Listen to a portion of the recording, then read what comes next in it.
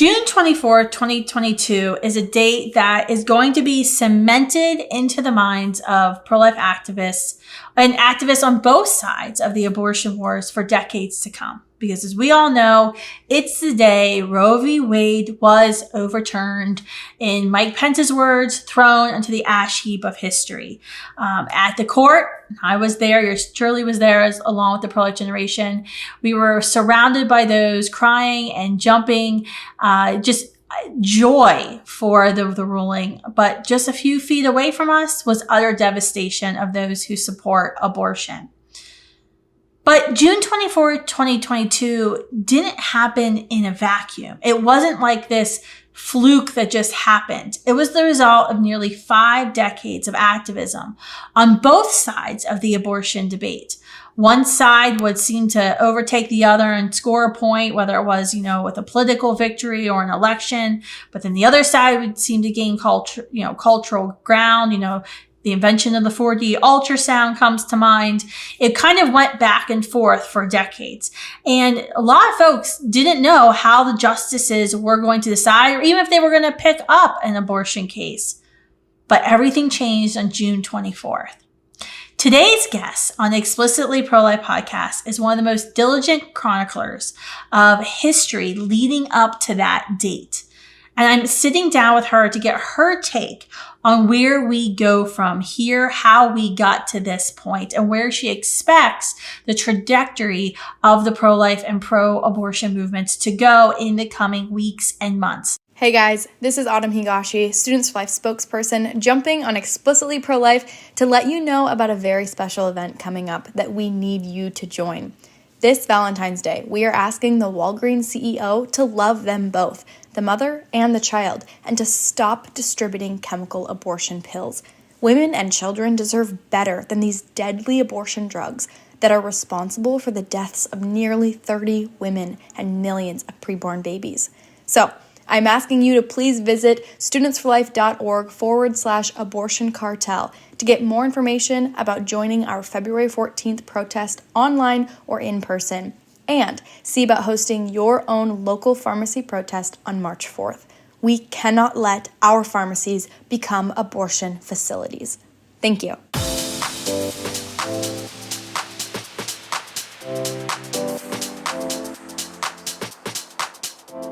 Hey, Pro-Life Gen, I'm Kristan Hawkins. Welcome to this very special episode of the Explicitly Pro-Life podcast.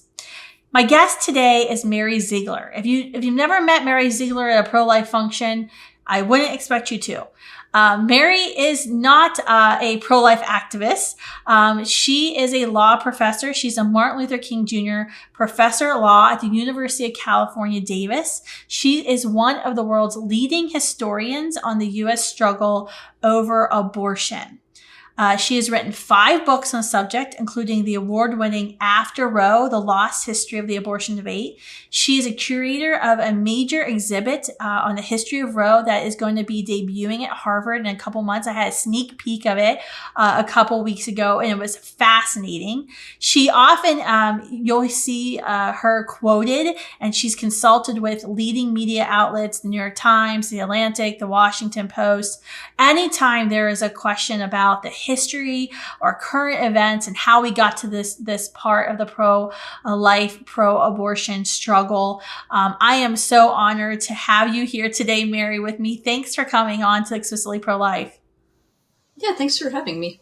I was telling you before we started, I don't know if everyone who listens to Explicitly Pro-Life is going to hear the name Mary Ziegler and be like, I know that name, but they all should, because, you are not a pro-life advocate, like most of the guests on the show.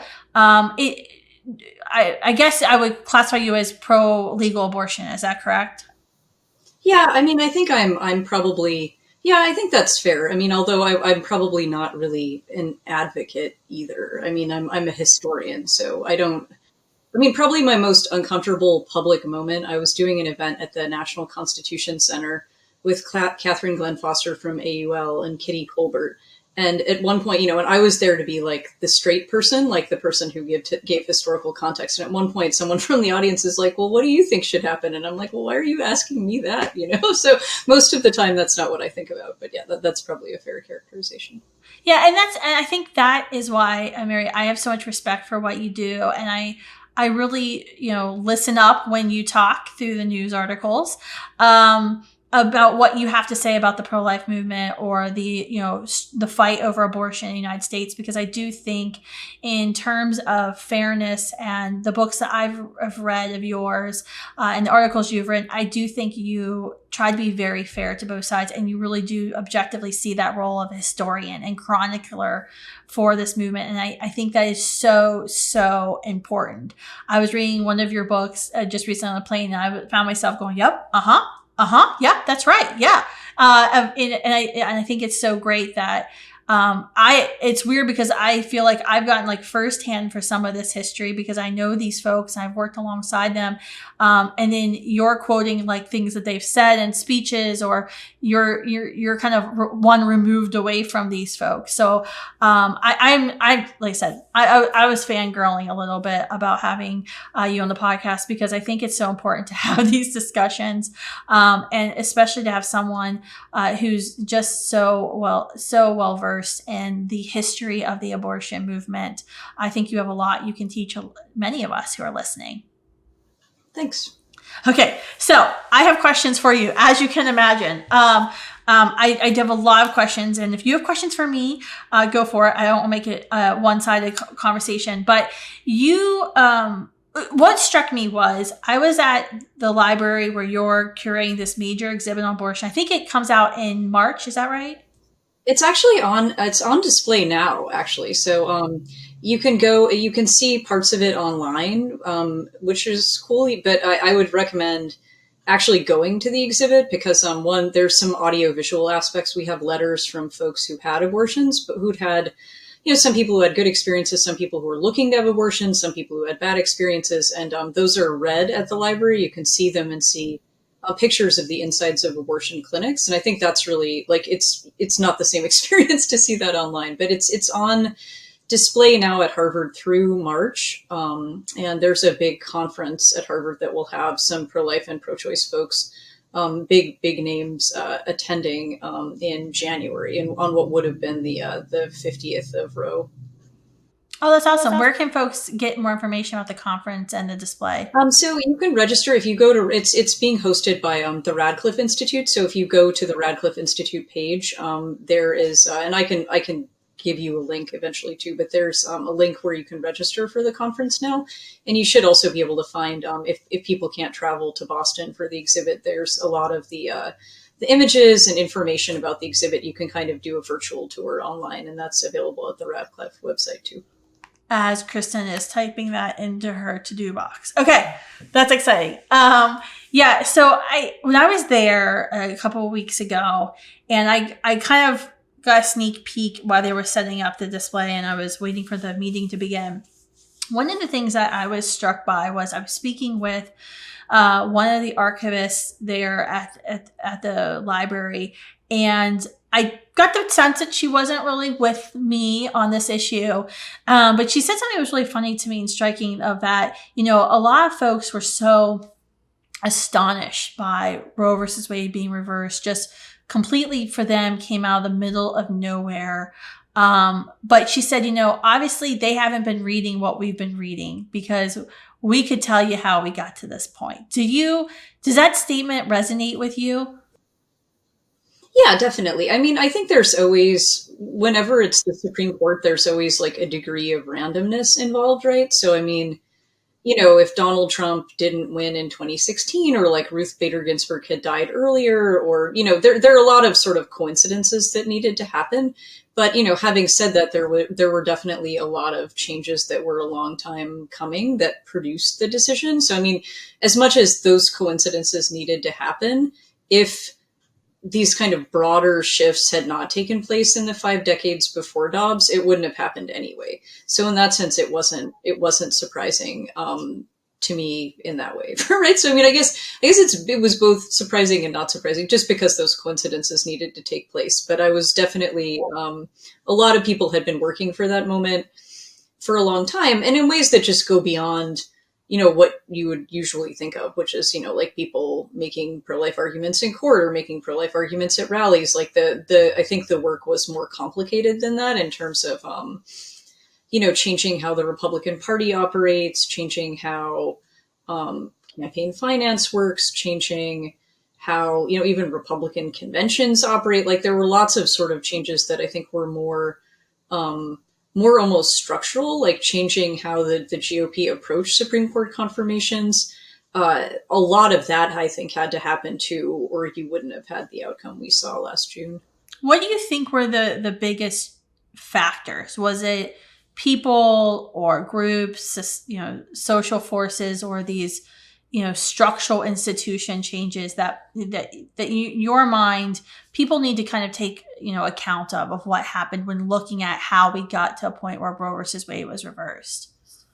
I mean, I think there was a lot of both. I mean, I think obviously the pro-life movement of 2022, which is complicated and very different in some ways than I think the pro-life movement of, say, like 2018 even, is also very different than the movement of like the 60s or 70s. And so I think what the movement does and is has changed in ways that I think were really important in terms of, the size of the pro-life movement, where the pro-life movement primarily is powerful, right? I mean, if you took a time machine to like 1970 and said, okay, tell me, where do you think, which states have the strongest pro-life organizing? You would have said like New York and Pennsylvania, right? And now if I asked you that question, that would not be your answer probably, right? You would probably think of states like, like Mississippi or Alabama, right? States that often rank very high on kind of lists of pro-life legislation. That's been, I think, a significant change. The fact that the pro-life movement is partnering with the Republican Party, like that's the fact that happened wasn't inevitable. And then once it happened, I think for a long time, if you asked historians, they would say basically in this relationship between the pro-life movement and the Republican Party is basically like the shot caller, and the pro-life movement is just basically there to like take whatever crumbs, the Republican Party wants to give them. And I mean, if you ask somebody now, that is very much not the picture they would have. So I think that dynamic changed, and those structural changes were really important. So I think the pro-life movement becoming a bigger, more national movement, but also I think a movement that is more regionally concentrated in different ways than it was pre-Roe, that all mattered. And then I think these structural changes matter too, because, is the Supreme Court responsive to grassroots movements or popular opinion? I mean, I think yes and no, but the Supreme Court is obviously also responsive to changes to like who's sitting on the Supreme Court, how the party that put those people there is thinking about the court. So I think all of those kinds of less glamorous, like structural changes were really important and sometimes like underestimated. What were some of those less glamorous ones? I was reading one of your latest books about campaign finance reform. Can you explain that to Gen Z of what that means and what it matters? Yeah, well, so campaign finance laws generally dictate like how you can spend your money on elections, right? So how much can you give to a candidate? How much can you give to like a PAC? How much can you give to like a nonprofit organization that's going to either do lobbying or advocacy for candidates? And there's lots of laws on campaign finance dating all the way really even way back, like the early 20th century. But a lot of the biggest ones emerged in the post, Watergate era when folks were really concerned about corruption. And I think by the time you got to the 90s, there were a lot of pro-life groups that were worrying that campaign finance limits were hobbling, pro-life groups, basically. They thought they were favoring the mainstream media and generally hurting grassroots groups. And I mean, it's worth saying they thought they were hurting all grassroots groups, including groups that were pro-choice as well as pro-life.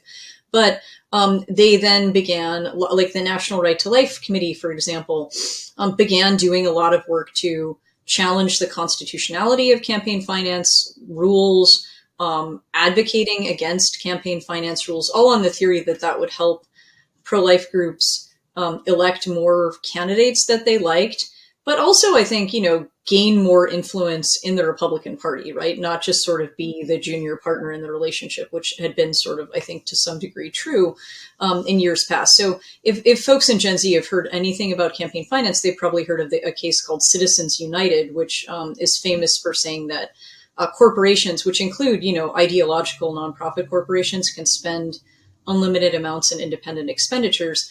Citizens United, people don't often realize, began as a case litigated by pro-lifers, right? It wasn't litigated initially by, big business or for-profit corporations or anything like that. It was Citizens United. The lawyer who initially represented Citizens United, Jim Bopp, was general counsel for National Right to Life Committee. So there were other pro-life groups that got involved in this too. And I think that did help change the balance of power in the GOP. Another big structural change is just how I think the pro-life movement and other conservative movements too related to Supreme Court confirmation picks. If you look for decades, essentially, if you were to try to boil down what was the pro-life movement's strategy on Supreme Court confirmations, it was basically get Republicans elected. And that was it, because Republicans were aligned with the movement. They would pick judges who were sympathetic. And eventually it became pretty clear that wasn't going to cut it, because some Republicans were going to pick justices, usually, and I think this is not hard to understand, the justices who were going to be the easiest to confirm, because they had some experiences in the past where justices hadn't been confirmed. And that was embarrassing and counterproductive to them. So they wanted to find, people with no paper trails, kind of like stealth candidates and so on. So you began to see over time lots of conservative movements, including the pro-life movement, essentially, fighting with Republican presidents because their picks were not conservative enough.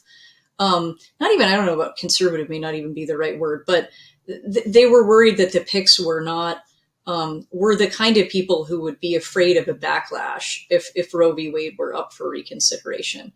And I think that kind of structural change, so having justices on the court now who I think, obviously are self-identified originalists and textualists and were picked by Republican presidents and I think would identify as conservative. All of that isn't that new, right? We've had justices like that before, but I think there was a deliberate attempt to find people who would stick to those beliefs, even when there was some worry that what they were doing might be unpopular or just that they weren't as concerned about the kind of what lawyers would call institutionalist arguments, right? The idea that what you're doing may make the Supreme Court unpopular or may damage the reputation of the court or may diminish the power of the court. I think there's been a lot of successful work by people in the pro-life movement and other movements to say, essentially, we need to find justices who don't care about that stuff, who are going to do what they think is the right thing, regardless of whether that's going to poll badly or, people are not going to like the court or whatever. And I think that is a big structural change, right? Because it means not just that the court's going to do what it did with Roe, but that it will approach a lot of things differently if it doesn't have those sorts of what is the court's institutional standing or whatever in the back of its mind anymore. Mm-hmm. Yeah, we agree. I think those are two massive changes that most folks don't think about when they think about the abortion wars in our country and the changes and the forces that had to come to play to get us to a complete Roe reversal. I think one of the things I wanted to ask you was, it's so striking to hear you say these things as a historian, because I'm we still have problems today with Republicans who get elected and use all the right words and then fail to do anything, or who've committed to us in the primary that they're 100% with us and get into a debate in a general and back away from their views. And so I think it's very striking that some of these themes are continual challenges for the pro-life movement and where we want to be and where we want to go. What's with the display you've created at Harvard? What's your goal with that? What's your takeaway that folks, students, or community members who go through the display, whether online or in person, what are you hoping that they walk away feeling? Well, I think one of the reasons I got into being a historian, I think, was because there was just a lot of information I wanted to know that wasn't available. So I was actually like a second year law student and I was taking legal history. And I was just curious about, the aftermath of Roe v. Wade, because some of the questions in the class were sort of, how do you change the world? Basically, like, can you use law to change the world? And I thought, Brown versus Board of Education was sort of the happy story, maybe, that you can, or maybe not, right? Some historians think that there was less effective than we think. And I thought maybe Roe was going to be the cautionary tale or something like that, but there was just no book about that. And so I think this is an area where there's a lot of heat and not always a lot of light or a lot of information. And so what we wanted people to do was just to sort of experience the history and encounter some of the people who were part of the history, whether they're pro-life or pro-choice, or a lot of the people who, you'll encounter in the exhibit are probably not really either of those things, right? And are just people who've had some experience with abortion or were looking for an abortion or were not, right? And just, I think for people to come away from the exhibit and think that they've learned something they didn't know, and then just to sort of sit with it and think about what they feel, right? I mean, I don't want to tell them what to feel. I think there's, there's a lot of that out there already. And I think, one of the parts of the exhibit I think that's really interesting and is, we have some tools that people used in performing abortions, right? And I had never, as much as I studied this, I'd never actually seen that, right? And so looking at that and seeing what you think, right? Or hearing a letter from someone who'd had an abortion and had a good or bad experience, or someone who was looking for one, just hearing that and seeing what you think. I think that's mostly what we wanted to do, just to give people more information they wouldn't have. And I mean, not necessarily, we're not proselytizing or convincing anyone of anything. We're just sort of saying whatever you think, you should ground it in more information about where we are and how we got here. Mm-hmm. Mm-hmm. Where do you think, you have this display of how we got here. Where do you think we are going as a country when it comes to abortion? Like where, I don't know, like in 5 years, where do you think we will roughly be, whether, it's a federal law, continued state advancement, state laws, another Supreme Court case? Do you have any thoughts of where you think we're headed with all of this?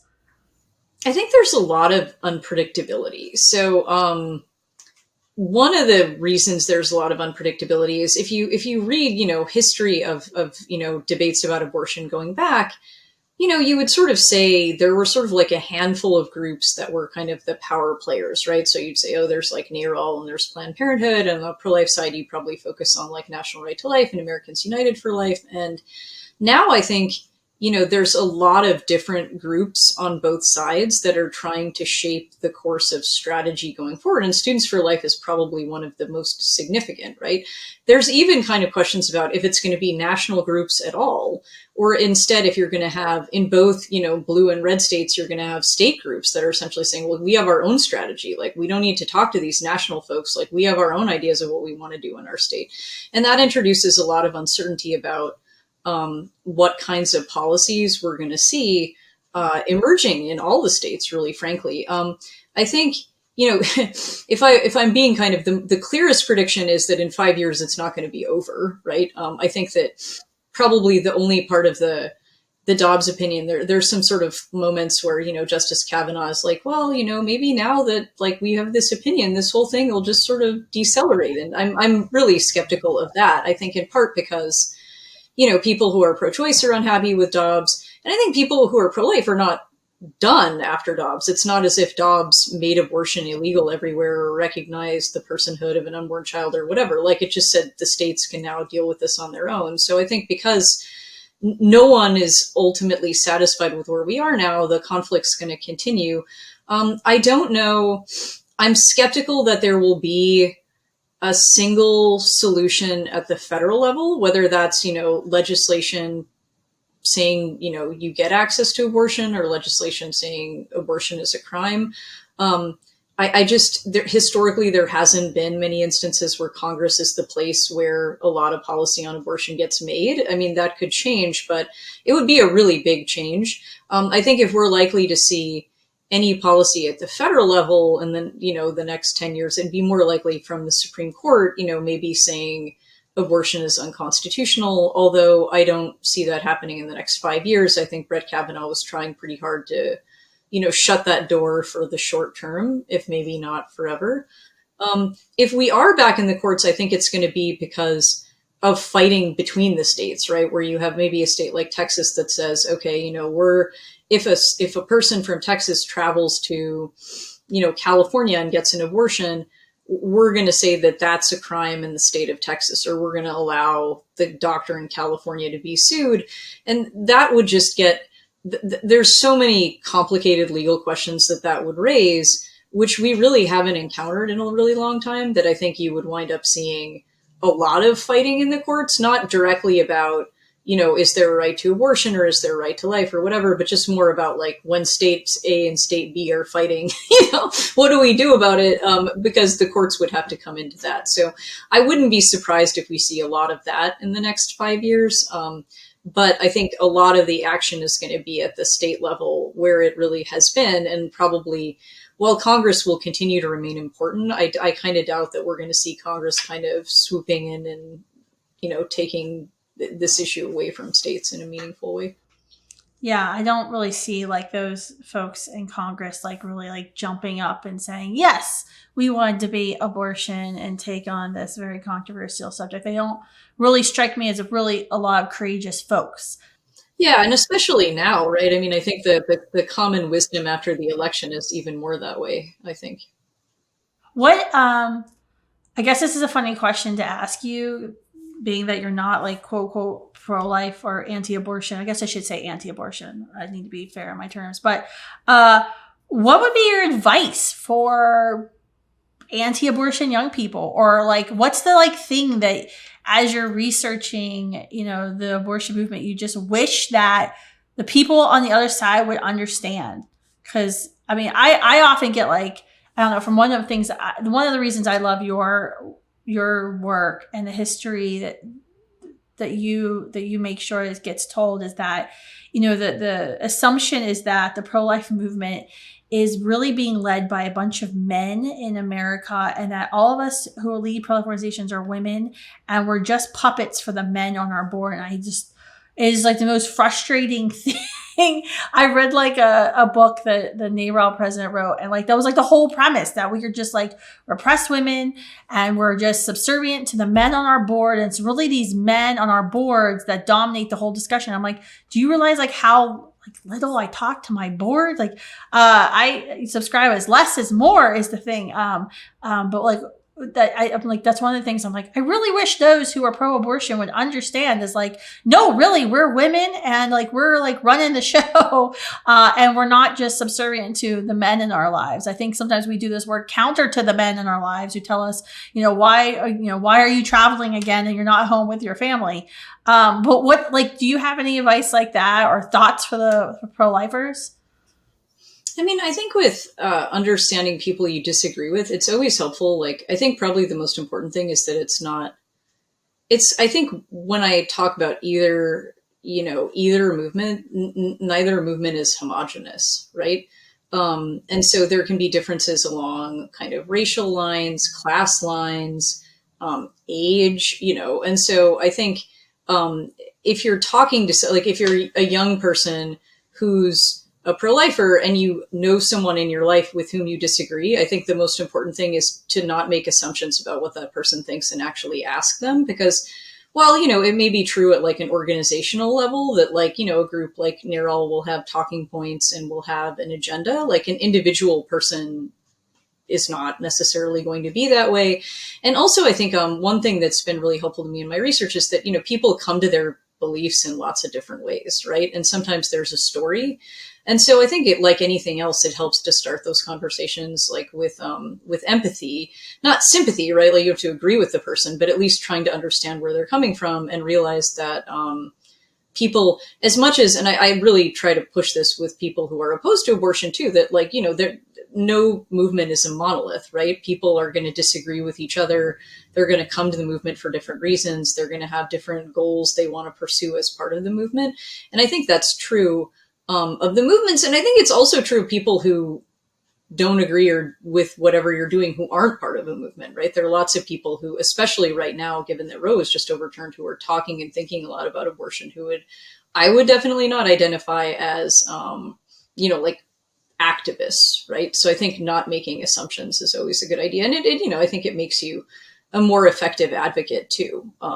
As a law professor, I always teach my students, like if you're arguing with a straw man, right? If you kind of caricature what someone you're disagreeing with is saying, the people who are in the middle, who don't know what to think, are not going to listen to you because they're going to say, well, that's not what that person is actually saying. Like I heard them. That's not what they're saying. So I think the more you listen, the better you are as an advocate too, because you're actually able to kind of report on the most effective argument that the person with whom you disagree is making, rather than kind of like a silly kind of dumbed down version of it.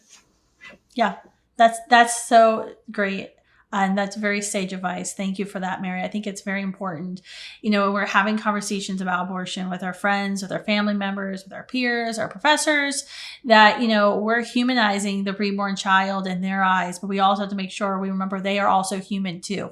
And everybody, we know, and this is one of our first lessons that we tell so many folks when we're training them on campuses, that everyone has a story. And as a pro-life advocate, you're going to hear a lot of stories when you're on campus. As soon as you raise your hand, as soon as you wear a pro-life t-shirt, as soon as you put a pro-life sticker on your laptop, you're going to start to hear folks' stories. And so you have to be ready to listen to those stories.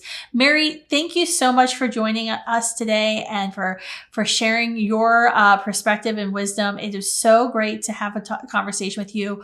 Where can folks, besides like waiting for your quotes in newspaper articles about abortion, where can folks read more of articles or books that you have written about chronicling the history of the pro-life movement?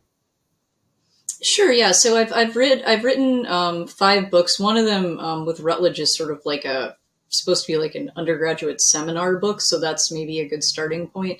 I've written, you can read any of the books. You can get excerpts of them free on, Google Books if people want to start there. A lot of them are also available in audiobook for people who like to listen to books, like while they drive or go running. And you can follow me on Twitter at Mary R. Ziegler. I'm not a huge Twitter user, but I do tweet about developments in the abortion debate. And I write fairly often, write op-eds too, largely again about kind of what's going on in places like the New York Times and CNN and the Atlantic. Although, in terms of finding quotes, like I talk to reporters from, everywhere. Like I was just talking to someone from the Washington Times today. So I will talk, I don't just talk to, well, I'm sure people listening to this are like, that's all the kind of, liberal media. So I talk to conservative media too. So you can find quotes from, in all kinds of places.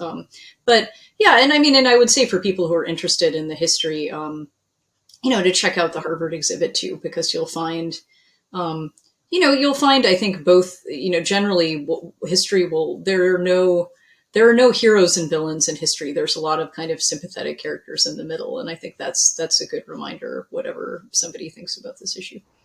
That's absolutely right.